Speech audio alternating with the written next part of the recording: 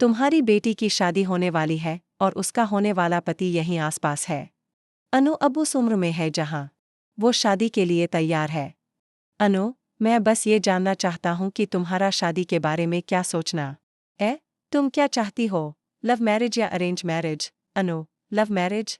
Serial तुमसे तुम तक में आ गया है बहुत ही धमाकेदार ट्विस्ट। जी हाँ, आने वाले एपिसोड में आप देखेंगे कि जब गुरु माँ सबके सामने घोषणा करती है कि अनु की जल्द ही शादी होने वाली है और उसका दूल्हा भी यहीं आसपास मौजूद है, तो हर कोई हैरान रह जाता है।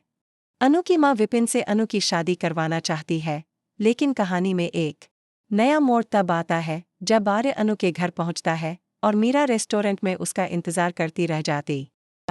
अनु की माँ अनु और उसके पापा को किसी काम से बाहर भेज देती हैं ताकि वह आर्य से खुलकर बात कर सकें।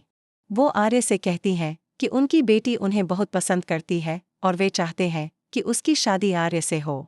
यह सुनकर आर्य असमंजस में पड़ जाता है, लेकिन जब उसे बताया जाता है कि अनु की शादी विपिन से करनी है, तो वह मना करता है क्योंकि उसे वो रिश्ता सही नहीं लगता।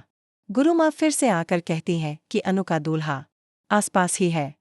दूसरे दिन ऑफिस में आर्य अनु से पूछता है कि वो किस तरह की शादी करना चाहती है, और अनु बेझिझक जवाब देती है, लव मैरिज। यह सुनकर आर्य सोच में पड़ जाता है क्योंकि अनु की माँ विपिन से शादी की बात कर रही हैं और खुद आर्य के मन में भी अनु के लिए कुछ खास है। जब आर्य अनु से पूछता है कि वह किससे प्यार करती है, तो अनु चुप रह जाती है। बाद में जब दोनों बाहर जाते हैं, गुरु माँ फिर से आती हैं और दोनों का हाथ एक दूसरे के हाथ में दे देती हैं। अनु इस इशारे से बहुत खुश हो जाती है क्योंकि वो खुद चाहती है कि उसकी शादी आर्य से हो। जब अनु की माँ को ये सब पता चलता है तो वो हैरान रह जाती हैं, क्योंकि उन्हें पहले से ही शक था कि अनु के दिल में कुछ चल रहा है।